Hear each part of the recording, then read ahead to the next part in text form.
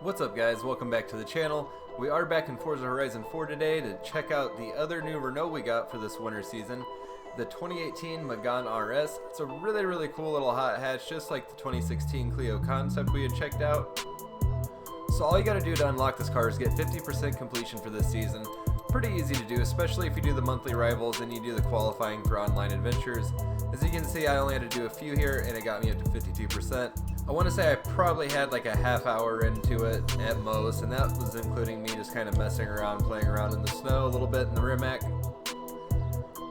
But we'll take a quick look here in Forza Vista at this thing. We'll go ahead and just explode it so we can take a little kind of in-depth look first. Not a whole lot to see under the hood, just like the other one. In fact, this basically shares the same engine. This is a 1.8 liter turbo inline 4, putting out about 280 horsepower. As you can see though on the inside, the Megane is a very upgraded interior over what the RS Concept Clio had. Very much more like Audi in style, or like an Audi style interior, I want to say. A lot of carbon fiber accents in this thing. I really do like the red stitching and accents they did in the interior. It's not overdone, just really adds a nice touch to the inside. Then moving on to the back here, obviously it is a hatchback, so plenty of space here in the back. I'll close this thing up real quick because I do want to just show you guys. It's a really wide little hatchback. It's very aggressive looking from the front and back, especially when you come up here to the front and you see these little like checkered flag fog lights and the mostly blacked out like accents to the front end. The only thing that's really chrome is the logo for Renault. Definitely gives off more of a sporty feel. We'll jump in here and take a quick listen to this thing real quick in Forza Vista before we go check out the customization.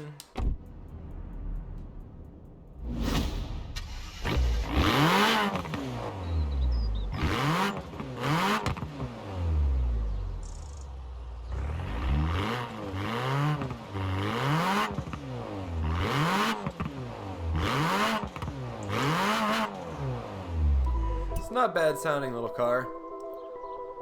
Sounds, I'm pretty sure, identical to the Clio. It might be just a little bit different, but pretty close. Alright, so for conversion to this thing, it's basically the same as the Clio. You can do the 1.6 inline 4 turbo rally. Same drivetrain swaps as well, all-wheel drive, rear-wheel drive.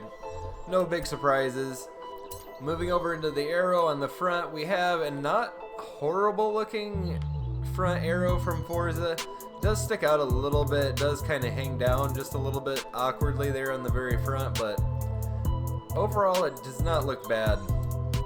And then just the usual terrible looking hatchback rear spoiler. Alright, so stock tires on this thing. We are on sport. You can get race, obviously, rally, drag tires. No surprises there either. That's kind of why I've been trying to like, what's the word I'm trying to use? I don't want to say like water the reviews down, but I've been trying to like slim out the stuff that's just the same on every single car. There's no point in showing you guys that. So stock tire width on front's 245s. You can go up to a 265. On the back you can go all the way up to a 265 as well. And I'll show you guys what the track width upgrades look like here in the front, because it's the same front and back. You're not going to go any wider really. And as you can see, it just brings it just a hair past the wheel arch. I'm not going to show you guys drivetrain upgrades because, like I said, I'm trying to like slim these reviews down so I'm not wasting time. This thing does come with decent brakes on it already. I believe it's actually Brembo's. Let me see if I can actually zoom in enough here to see. Yes, it does come with Brembo brakes on its stock, so it does stop pretty well. It's not a necessary upgrade to do brakes to this thing. I actually believe the A-Class tune I have built for us to take out later today does not have upgraded brakes on it. Okay, so there's our stock ride height. Sport spring, race springs, rally springs, and drift suspension. None of them are really too crazily exaggerated on this car, which is surprising. Usually one is at least kind of just really goofy looking, but they all kind of like fit the look of the car. And if anybody's interested, that's what the roll cage looks like. Moving on to the weight, which I didn't talk about earlier, this is a little over 3,000 pounds, so it is a little bit on the heavier side, especially for hot hatches. But it is a more luxurious hot hatch, a little bit roomier than a lot of them in this category. but we can take it all the way down to 2,600 pounds, which is really nice and respectable weight for this class of car. That's actually what the RS16 Concept is, I believe. Stock is about 2,600. And then just like we have been, guys, we'll go in here. I'll throw all of the power upgrades on the stock engine real quick just so you guys can see what it has. I'm going to guess it's probably going to be about the same as the RS16 Concept. Alright guys, and here's our final power figure. It does bring us up to 551 horsepower, 504 foot-pounds torque, which I believe is actually a little bit less than the Clio R.S. Concept. I would have to double check. It could actually be a little bit more. I think we had like 543 in the Clio R.S, but they were really close. Which is how it should be because the Clio Concept used a Megane engine in it. Alright guys, now that we're all finished up with customization, we are going to go out here in free roam, do a quick little just engine sound clip for you guys in free roam on the exterior and interior cams. And then we'll take it and do the amble slide circuit real quick with the stock setup. Then we'll load up my A-Class 2 and we'll take it out, do a little bit more racing. I'll give you guys my final thoughts on this thing.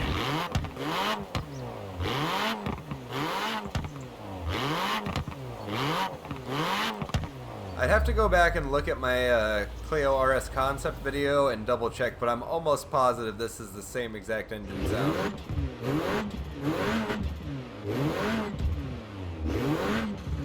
I feel like it's definitely louder on the inside though. The Clio R.S. Concept was really quiet inside.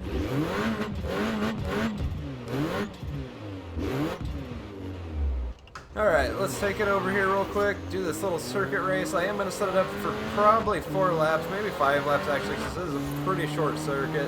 We will switch it up to summer again here, just so we're in the best conditions as far as grip level is concerned and weather, just to get like a real accurate representation of how this car does, because we will see how it drives here in the snow as I'm cruising around a little bit. And I do have a little experience here in the winter driving it a little bit in Horizon. I gotta say, it does do fairly well in this kind of weather. What should be expected of a front-wheel drive car as long as you drive it properly.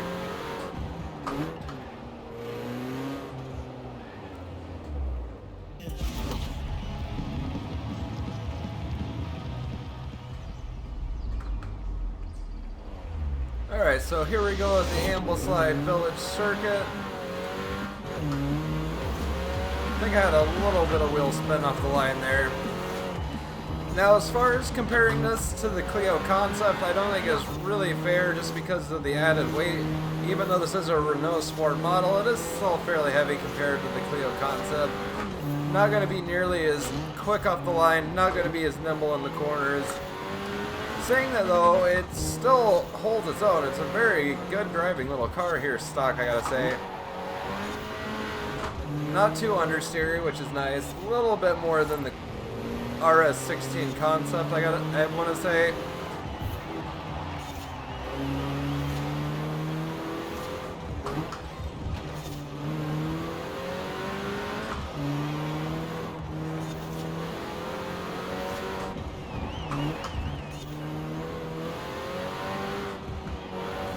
Steering on it does feel very tight and direct. No real kind of laziness to it like some of the older Hondas and stuff here in the game would have. Or even some of the more modern Hondas and other front-wheel drive cars here in the game. Some of them do have pretty terrible body roll or just horrible understeer. This is fairly neutral, just like the Clio Concept was, as far as front-wheel drive cars especially. Just bang the limiter. Okay, Ford. Definitely did not need to slow down that much. Oh, almost a clean cut up the inside. Okay. This Ford's wanting to fight me. Overall, I gotta say, stock, the experience on this car is pretty great, especially for this style of car. It makes nice turbo sounds, got a decent exhaust sound anyways, fairly aggressive. Got really nice aggressive styling, especially once you get some really good rims on it. Even the stock Renault Sport ones are pretty nice. They're all blacked out red accents, I believe. And it really matches up nicely with this paint job and then the red Brembo brake calipers.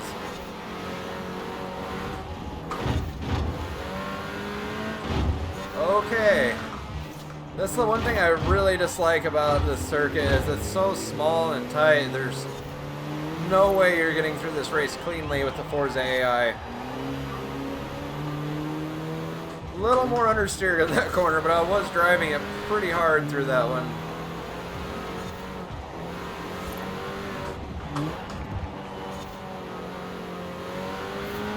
Oh, I did forget to mention, you could actually get this car with either a 6-speed manual or a 6-speed dual-clutch automatic.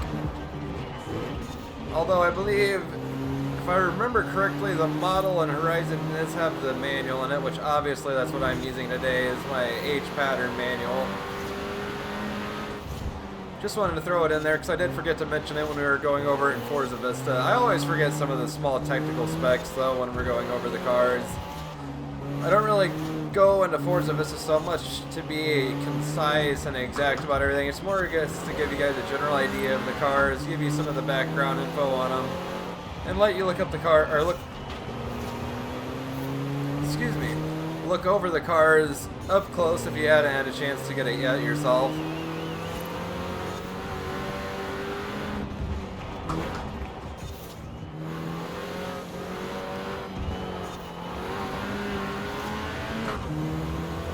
Pro move up the inside. I don't know if we have the power to stay ahead though. I can hear him in my headphones real close to us.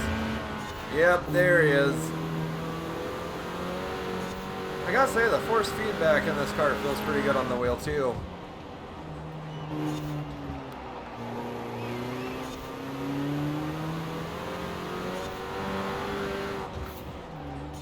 This would be one of the cars that, even though it's not extremely fast, would be amazing to take around the Nürburgring just because of the driving experience it does give you, and it is a really good driving car and handling car, just nothing super fast.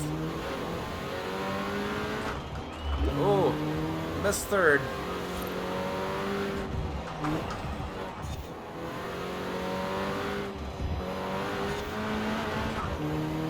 Once I was able to finally get past the AI there, it wasn't really any problem to just run away with the lead. I really feel like that was most of the issue, was just trying to get around him. I was kind of like playing bumper cars there for a little while. Alright guys, like I said, we are going to load up my A-Class setup I built for this. If you guys want to try it out, it is just called Road Racing. My gamer tag's down in the description, so if you want to check it out, you can just go over there and take a look at it, and my other tunes I've done as well. Anyways, this one does bump us up to 380 horsepower, 371 foot-pounds of torque, so almost 100 increase on both of those. This does have brace weight reduction on it, so we are down to 2,600 pounds, 56% weight distribution, which for a front-wheel drive, front-engine car is incredibly good. And this does bring us exactly to the top of A-Class A800. And to test this tune out, I am going to go over here to the Greendale Club circuit. It's a little longer circuit. It's got some really tricky corners though, some really wide sweepers, some really tight stuff. Got a really long straightaway section too to test the power out, so it's a little bit of everything just to really test this build out.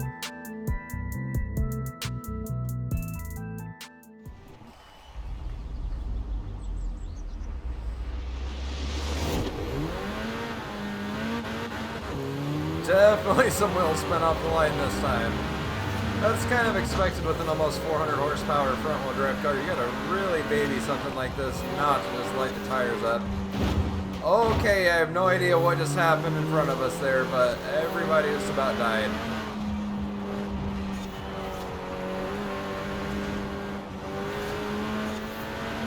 Just staying on the inside there, being a little bit cautious.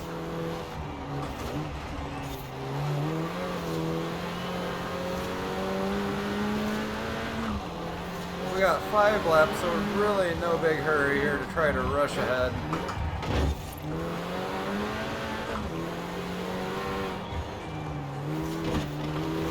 Oh, just a little too tight on the inside.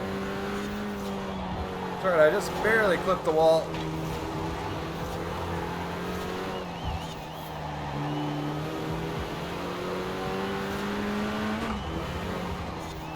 As I was about to say, I just barely clipped the wall, so it didn't really slow me down much, and then I just about spun the car out coming over the crest. Okay, so now we have our work cut out for us a little bit. thing definitely is putting some power down, you can tell here on the straight. 130 miles an hour and something like this would be no joke, especially not on a straight that short.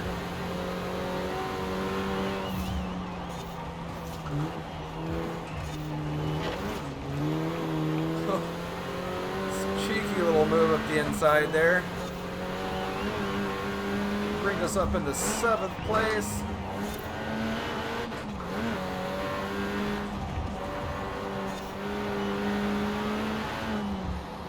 Quickly making ground up on these guys. Just kind of let it understeer a little bit there and drift its way out and stayed on power, and I think it definitely worked for me.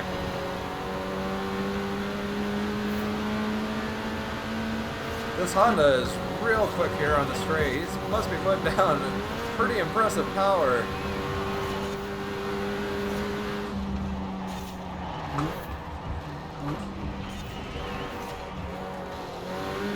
Just barely making the checkpoint there. Oh! I could see he was about to slow down too, and I tried to get on the brakes a little bit early, but even by then it was already too late with just how hard they'll nail their brakes out of nowhere. It's not like a gradual slow down, they just all of a sudden nail them. You can really see right there too, both of them just nailed their brakes at the same time basically, and they just both lurched forward really hard.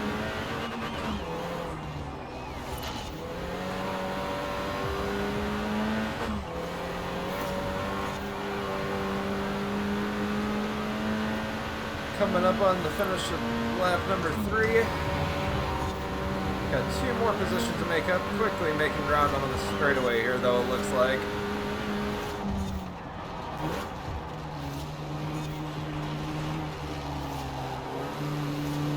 We're just going to stay in 4th. No point going down to 3rd right now. Now we will, though. Use a little engine braking to slow down up the hill. And there's a couple dead chickens. Okay, Volkswagen.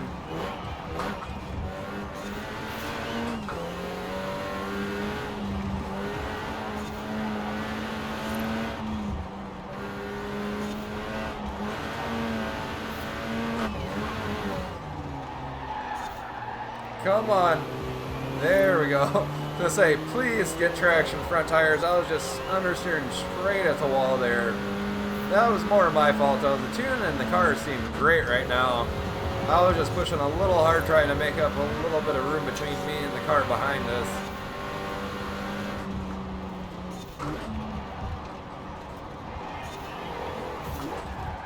Oh, I could feel like a little hop in the road there in the forced feedback. You could kind of probably see it there on the wheel too.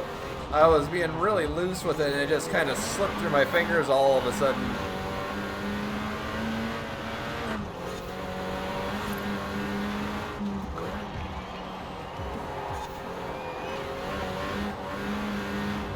That section of the track right there is so much fun when you hit it right.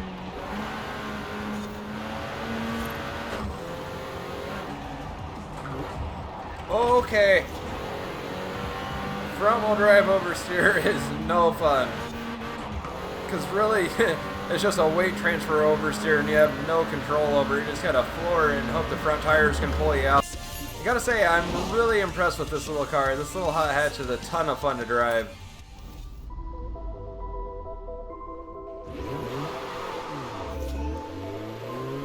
Definitely a lot less traction here in the snow, but still not bad even though we aren't on snow tires.